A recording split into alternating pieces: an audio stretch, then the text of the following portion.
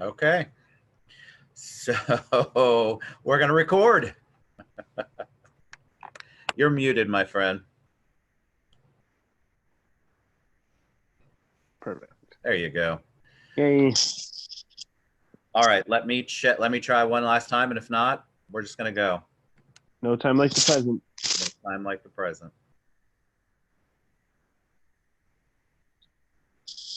Nope. Does not like it. I did look it up in between. And yeah, it's bad. It's one of the top reported things on one of the sites I was at. So it's definitely a Facebook issue. Facebook to Zoom. All right. So you know what we're going to talk about, right? Shifting. I do. Giving before asking, one of my favorite topics on the planet. So, all right, you ready? I am. Let's do it. Hey guys, it's Ted with the Ted Show. I'm with my very, very amazing friend Cory Warfield is on the show today. Super excited to have him. I'm even more excited to have him because he's my very first remote show, truly remote, not this crazy coronavirus remote, but he's out of state. I've been dying to get him on the show because I just feel like he has one of the best platforms, especially on LinkedIn. But he imparts a lot of his words of wisdom there, and just a really great human being. And I'm blessed to have him on, and blessed to call him my friend. Welcome, Cory. Hi, Ted. Hi, everyone. I'm so glad to be on. Glad to be your first, not international, but certainly interstitial guest, and a big fan of yours on the show. Stoked to be on. Thank you. I mean, we met because of an amazing project we did last fall, LinkedIn Local, which was so much fun. But the bond that we all made from that and the people that came, I just thought it was awesome. And we've all kept in touch, which is really cool. But when I met you and you spoke, you were on the panel with me. I just was mesmerized by your positivity and your positive message and all of the things that you can't really fake that. I know people do try, but you don't have a fake bone in your body. So when this all came up, I said, we've got to get Cory on. This is the perfect time to have somebody who can talk positivity, talk about shift and what we're all doing, because we all are shifting, and talk about one of my favorite topics on the planet, giving before asking. So before we dive into that, though, tell them a little bit about you. Hi, everybody. Cory Warfield, serial entrepreneur. I am the founder and chief visionary officer at Shedwell. I sit on a number of other boards. I love to help people start companies. I work with entrepreneurs, entrepreneurs. Everything that I do pretty much is just done because I've been there, done that, and people took time to help me. And I just love, especially now in this COVID-19 era, using social media to make the world a smaller place. And they say this is social distancing. To me, this is physical distancing, and we can use this to get more social than ever. And so, yeah, this is also one of my favorite subject matters. I'm stoked to dive into it. All right, so yeah, I think I love what you just described, though. Before we dive, it's really physical distancing, not social distancing. These platforms like Zoom and Facebook and FaceTime, they're allowing us to still keep in touch. We just aren't used to utilizing them that way. So social distancing is really, you're right. I think it's the wrong term. Physical distancing, you can still be social and be the social animal that all of us are, really, most of us anyway. And you can still do business. So let's talk about giving before asking and the shift. So we've all had to shift our mindset, I feel like, because of COVID. And it's forced us to do things that I believe we already knew we needed to do, but they just weren't at the top of the list. They were always at the bottom. I'm going to get to that. In a couple of weeks when it slows down, I'm going to do this, X, Y, Z. And then we never, ever got to it. Now we're being forced to do those things. And we're being forced to utilize tools that we hadn't been before. So let's talk about the shift first. What do you feel like is going on from a positive perspective? What are some of the opportunities that you're seeing, or some of the things that you believe are the positives that are coming out of this? So I think the world just changed when the world basically went on lockdown. And to your point, what I see is that I think you said a lot of people are forced to make decisions they've been putting off and things like that. One of those, I think, has been leveraging technology. I think so many people were apprehensive or shy to use video conferencing and teleconferencing. Now you have no choice. I think people were scared to order food or clothes online, and now you have no choice. I think the people were really, so many things that, especially people around our age were, oh, I'm not going to do that. I'm not going to use the internet for everything, or I'm not going to give all my information to, well, now you have to. There's no choice, and everyone's doing it. And coming out of this, people that never used Amazon that have been using it for weeks aren't going to stop. And people that never used Grubhub or Caviar before, that have had to use it now for weeks aren't going to stop. And people that, were using Amazon casually that are now Prime members they're not gonna downsize those accounts, right? So I think the world has made a big shift towards on demand, towards online fulfillment. I think it's taken a step towards people that didn't used to use Facebook or haven't used Facebook. We just had a problem, Ted. This is going to be a TED show that's not live, which is an Right. anomaly for you. And it's because we tried to go live right now. Everybody watching this was intended to be live for you right now. We couldn't go live, and it might have been because of Facebook. They might have just had too many people on it. It also very well could have just been Zoom. We tried to use Zoom. Zoom has way too many people on it right now too. I think they say Amazon's 6,000% up right now from volume and sales, and I think Zoom as well has had like a 5,000% increase or something.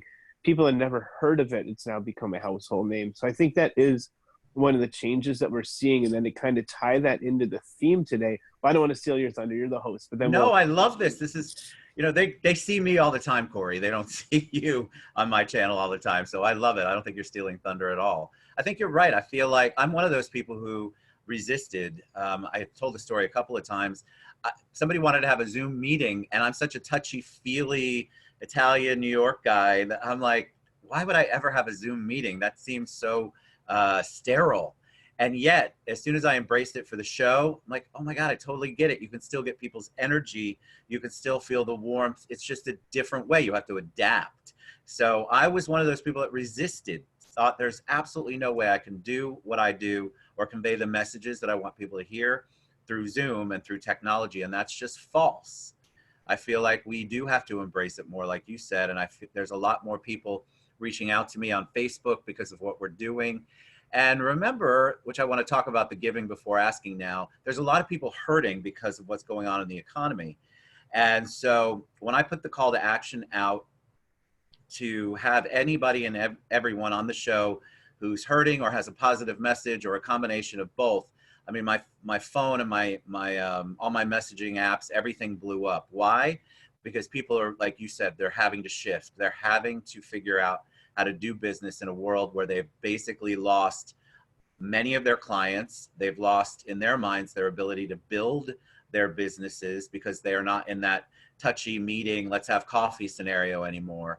And so they've had to rethink everything. So let's talk about giving before asking. This is one of my favorite things, one of my pet peeves, and then I'll let you talk about your perspective on this. One of my pet peeves is when somebody reaches out to me and the first thing they do is tell me what they want me to do for them. They don't talk about the things that they can do. There's no real, it's a lot of take, and there's no giving before asking. So when I saw that in your bio or some post that you made, I thought that's absolutely perfect in this day and age, because I think we're going to have to do that. I mean, I'm giving before asking. That's my normal, but for a lot of people, it's not. So talk about that. I'm going to blow your mind with a quote first. I'm going to ascribe this to a gentleman named Christopher Salem, who I met you down in Orlando at a LinkedIn Live. I had done a LinkedIn Live just a few weeks prior to that up in New York State, not city. We were at Orange County Choppers from the reality show, and it was cool. We had all the Blue Angels and all those guys there. And one of the speakers, Christopher Salem, and I are now involved in a project, a human behavioral project, which is phenomenal. But this is some months ago, and before I was working with him, before I really knew him, and he stood up and he started with a quote. He said, some of you might have heard the first half of this quote, but a lot of you haven't heard the second half, and it's really powerful. And I was just talking to him yesterday, and I recited his quote, and it turns out I say it a little bit wrong, so I'm sure I'm going to butcher it, but I love this one. So everyone's heard to give without expecting, right? And so that's kind of, that is half of the quote and is half of what we're talking about today. You give without expecting. And that's if everybody were to give without expecting, everyone would find that they get a lot more. But okay, give without expecting, we hear that. But the other half is to receive without resisting. And I think he says, give without expectation, receive without resistance. And, it's kind of the same thing, but that being willing and open to receive as well and letting people do things for you. So I think it's just that whole, when we give, we talk about giving before we get, or giving before we ask. I think there's so many different ways we can give. We can give a damn, right? We can give a smile. We can give bad energy, right? I mean, we're always giving, we're always emitting. We are transmitters, right? As we co-create reality on this earth. And so it we don't, giving has a positive connotation, but you can give bad juju, you can give bad vibes. And so, right, and if someone gives me bad vibes and then asks, I would rather they just ask, right? Don't give me anything, keep it moving. But I love to try to help everybody, but I think just the more mindful we are of what we're bringing into this world, there are people that walk around with frowns on their face, and I don't know if they realize they're making the world a worse place. And then, but one of my favorite analogies is you can take a candle, a little flame, and you may have heard this before, but to those that might not have, this is a mind-blowing analogy. You can walk into a pitch dark room. You can walk into a room where you can't see a thing, and bring a little candle with that little flame, and the darkness will flee. It will find the most remote corners and it will dissipate. It will literally lose its potency, its power. It will cease to exist in the face of this little tiny flame. But if you walk into a well-lit room, there's no way to bring a little darkness in that will not simply, just be overwhelmed and completely lose its power as well. So when we do bring that positivity, and so now when we tie that back into give before you ask, or give without expectation, or give before taking, right? However we want to look at it, when we give positivity and put that into the world wants to do good. So I can start with good to you, and Zoom might drop the call because a million people are on it, right? But then someone might knock on my door and give me a bag of sugar and a loaf of bread, right? That's probably a 200-year-old analogy now, as we're on this new technology in this new world era of 2020, as we move to overcome the coronavirus together. But I think that's some of my perspective on it now, and I think it's hopefully a little different than some of the other people are talking about. And it's, again, I borrow these. When I hear something that I love, I just grab it, and not, I love to give credit where I know to give it. But at the same time, I think this is a conversation and a dialogue that the more that those of us like you and myself that love to put ourselves out there to the world and try to spread messages and bring positivity, I think this is the way I like talking about this as a collective. I love it. And I want to get back to the second part of that quote because I didn't know about that. But I want to ask you, it's one thing for people to post positive quotes all the time. I'm sure that helps add to the energy. But do you live it, and how do you live it? Because I think a lot of people want to, but they're so conditioned not to that they don't know how to make that leap. And part of the leap is I'll post as many positive quotes and memes as I possibly can on Facebook. And hopefully through osmosis, I'm going to be able to practice these things that Cory or Ted or any of my guests talk about all the time. So how do you do it? How does Cory Warfield actually practice this positivity, practice the giving before asking in your daily life? It's a vibration, and it's a conscious one. So anyone that's watching this can choose at any given moment to be happy or sad. And I don't care what it is that you're sad, mad, or upset about. You can choose to be happy about it. And it's that decision and that momentary alignment, right? You choose to bring good or bad into this world at any given time. And I think that mindfulness, and when we talk about that as a collective, I think it's that important. You can have cancer and be happy about it. You can be hurting and be happy about it. You can I've had occasions in life and been with people that have had incredible things happen that they're absolutely miserable about. I can't believe I only sold this for $100 million. It's insane, right? And it's at any given moment. But I really do think that it starts with just an understanding that everything is energy, and there really is just, at the end of the day, it's all love, and that's what we were created from. But there is an opposing energy that tries to sneak in and overcome. So rather than being scared of coronavirus, how do we use love to overcome it? Rather than being scared of this new economy, how do we use love? because there will be so many opportunities coming out of this. But so it's funny, an influencer, and I don't use that term lightly, but an influencer down there in Florida with you, who's become a dear friend of mine, Shay Robottom, and she's big on Facebook and she's big on LinkedIn, and she's got hundreds of thousands, if not millions of followers, and travels the world with billionaires, and she's incredible. And when she and I were first becoming friends, she said, okay, so we're talking on a video call, and she said, Cory, I've got a question for you. I said, sure. She said, I mean this with all respect. Are you always so just perky and happy and in real life? She said, all I see on you, online with you is you're always this positive. And I said, yeah, that's actually how I always am. And she's like, oh, I was wondering if you're like a serial killer, right? I mean, that kind of thing. But it's just funny. I get that a lot, because the one thing that I hear more and more than anything else about my online persona is that it's who I am offline, and that it's authentic. People really, that resonates with people. And so if there's someone that's not inherently positive, I don't think posting positive memes is going to, perception is only reality to a degree. If other people think you're positive, but you're really not, and it's not the osmosis, right? That doesn't work. But I think that if you're not a positive person, rather than posting positive memes, maybe try to understand the memes and the psychology of those who are, maybe let it soak in a little bit, and or maybe say, okay, the fact that my relationship just ended, or the fact that my bank account's negative or whatever, I'm gonna literally not let that bother me, and I see miracles happen every day. It's once people choose to let the good in, right, whatever that looks like in their reality and to their dichotomy. It's like, when you're willing to let good happen, good happens. And when you're willing to let it in, to get back to that other half of the quote, when you're willing to receive without resistance, powerful things can happen. Well, what you said, so much of what you said resonates with me. I get the same comments as you. You're always so perky. Why are you always so happy? Like, I think it's because it actually bothers their negative part of their spirit or soul. And so I'm actually rubbing them the wrong way, because I am positive, and also because they haven't figured out how to get that positivity in their own life. But I get people all the time, hey, is it drugs, Ted? Like, can you possibly give me whatever it is that you have?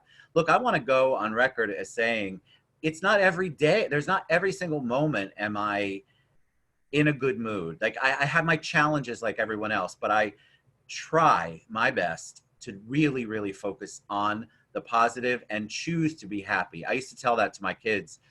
They'd be mad or sad. I'm like, well, you're choosing not to be happy. You're choosing to be mad. Now, try to tell somebody that who's unhappy and angry. It does not go over so well, but it is a choice. Every single day I get up. Yes, I have challenges. I have frustrations. I have aggravations. I have problems. I can focus on those, or I can choose to focus on the opportunities, the positives, the blessings, the gratitude, and all of that. And it's a conscious choice that you make, I think, every day. I want to ask you about the receiving part. And, I'm always authentic on this show. I know that is, I didn't know it was part of that quote, but there's very specific quotes out there that talk about that. And there's a whole movement about receiving. And I'm bad at it. I'm not great at it. I'm working on it. But I think it comes from the fact, whatever my point of reference was, I've always been mostly in my mind, I'm the caretaker. So to give or to receive feels like I'm letting part of that go, and it's difficult. So I'm working on that, because I get compliments, and I'm learning how to I'm even learning how to maneuver around compliments. I'm not self-deprecating as much as I did. That's my tool. But I think people do have a hard time understanding that receiving is good. Receiving, what was the word you said? Receiving without resistance. Without resistance. I resist it every single time. And I know a lot of people who do. So how do you practice that? I mean, you're a positive person. And I would consider you an influencer. I would use that word. You give, you give, you give. How do you handle the receiving end of it? I think at a certain point, and I don't know to what degree people watching this know about my background, but I've quite literally seen rock bottom a few times. And so I think when you're at actual rock bottom, you take what you can get, and I've begged, for things including food and money in my life, and so when you're in a point where you have to take what you get, the good and the bad and all those, I think it becomes a little bit easier on the one hand. But I think, to your point, it's not only about receiving compliments or tips, or it's about receiving the bad with the good. It's about receiving, the no's with the yeses. And I think once you can just receive, once you can let life happen around you, at you, to you, but not let it, necessarily impact your mindset or your vibration, I think once you can just accept whatever is happening as, fade or whatever, whatever words resonate with somebody. But I think just choosing positivity, I really think that that's the beginning of a lot of it. And I think, the more that I see people try to resist or worry or, buy into fear in these things, it's, if you're scared of something, it'll give you a reason to be scared of it. And I see the other people that don't give two craps about the same thing, and that it never impacts them, right? So it really does seem like, as we create our own realities with our thoughts, expectations, and things of that nature, that just putting the good out there is great. And I think to your point, most people that have a hard time receiving in general, or receiving anything, have a hard time receiving compliments. So I think someone that has that's probably a good indicator. Just start, and I think this is powerful. Just start by accepting compliments. I think you've already done it, and you're like, wow, that was easy. Like, okay, next challenge, and the next challenge has become less challenging. So I think if you're one of the people watching this, and when someone says, hey, you're so funny, or nice shirt today, or whatever it is, I think rather than saying, oh no, I'm not, or someone saying, oh, you're so awesome, oh no, who's really awesome, is just like, don't deflect, don't deny, don't I think the simple act of smiling and saying thank you, that's the beginning of being able to receive. And it ties into the law of reciprocity, the law of attraction. It ties into, the think and grow rich mindset. I mean, there's so much that can be tied into this, down to the quantum level of mechanics and physics, and just the observer effect. There's so many things that play. But once you can let life happen, with you, and once you can set your intention and your vibration to start to get the right things happening. And Ted, I know this because, people that watch this probably know a lot about your life and your, what you've been through and what you've been part of. But, you're proof positive of that. I mean, we get what we expect, and what we create, really. It's true. All right. Thank you, by the way. See, I'm learning. You're welcome. There you go. I had to think about it for a minute, though. Listen, it's purposeful and intentional, guys. If you're not used to it, you just have to do it, and don't self-deprecate or deflect. Well, I'm good at that too, Cory. And I do need to say, I have an unfair advantage to almost everyone, because it's hard not to be happy. Oh, look at you, baby. Hi, baby. What's your baby's name? Her name is Cora. Cora, And she's beautiful. Isn't she? So whenever I need a little boost, that's unfair, because I can just look over and She's a love bug. All right, I had a bunch of questions all around the same thing, and I'd be remiss if we ended the show and I didn't ask you. So when I posted on LinkedIn, especially, I had multiple people ask me, can you ask Cory how he built up his relationships on social media? And I think this is going to be a bigger question as we continue through all of April and into whatever we're facing in the upcoming months. How did you continue to build up those relationships? Because I know you, and I know that this just wasn't, I'm going to invite everybody in the world until LinkedIn shuts me down, and then I have no idea what I'm doing, or there's no rhyme to the reason. I believe you always have an idea of what you're doing in connection. So can you talk about the connection and how you built that? Absolutely. And I think for me, I can distill it down to, similarly to how people say that, with real estate, which is your game, it's, there are three important things: location, location, location, right? With social media, and with what I've kind of built and what I've helped other people build for themselves as personal brands, is engage, engage, engage. For me, you just have to engage, engage, engage. If you're not giving 100 or 1,000 people a like every day, and you want 100 or 1,000 likes on your content, it's an imbalance, right? If you're not commenting on 100 or 1,000 people's posts a day, if you want 100 or 1,000 people to comment on your post, it's an inequality, right? It's off kilter. There's no equilibrium. It's to what we're talking about. It's asking without giving. It's taking more than you're willing to put in, and that's not the way life works. So to me, it's engage, engage, engage. But the other thing, and I talk about this a lot, but for me, it's about treating absolutely everyone like they're your friend until you have reason to believe that that individual is not. And then what I love about social media is you can just block somebody. They don't need to be an enemy. You don't need to go around and see this person. You block them and you'll never see them again. If they're not a nice person, or if they want to support, somebody that really missed the lines. Like, I'm all about love and equality and all these things. So people that are on a side that's quite divisive and hateful, I just block them. I don't want them in my world. I don't want people supporting certain ideologies or, frankly, certain people in my world right now. And so I just don't have them. And my world is a beautiful place without them. And, and I think the third thing, and this is the one that I think almost everybody gets wrong. Even some of these top quote unquote influencers, and some of them have billions of dollars in the bank. You have to engage with people you don't know. And it's so easy on any platform. Type in a keyword and you will see people that you don't know talking about it. Start talking to them. Literally, on almost any social platform, in the middle of the three options that you can do to anybody is you can comment. That is talking to them. I can go to my favorite my favorite actor's Twitter, or my favorite business person's LinkedIn right now, and I can talk at them. And they may or may not read it. They may or may not talk back. But if I do it a dozen times, we're going to have a chat. And I'm going to chat with my favorite actor for my favorite show and movie. I'm going to chat with my favorite entrepreneur that sold companies for billions of dollars. And I do all these things now. And it's just because I tried. And sometimes it's, we're talking about receiving. We're talking about, sometimes you got to be willing to receive no a few times. If you reach out to someone with 100,000 followers, and I think I have 130,000 followers, if you reach out to me and I don't get back to you, some people never reach out again. They go, that guy Cory, he's not a man of the people, and this and that. Okay, cool.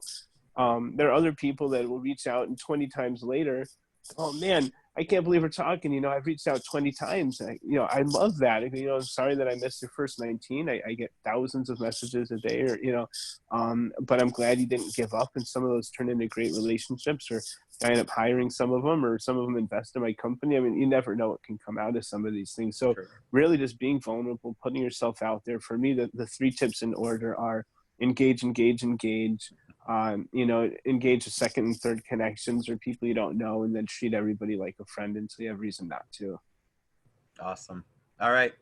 Thank you from the bottom of my heart for being my first remote guest, for being a true friend, for being a light in this crazy world, and you share openly. And I just want to encourage people to take a lesson from that, because if you're holding it right here, it's not multiplying. You have got to share. You've got to, and Cory is really the epitome of that. He is the prime example of sharing all of his information, his knowledge.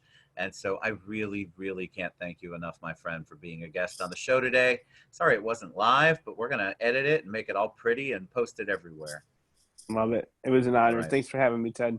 Absolutely. All right. Thank you guys so much. We'll be back later on.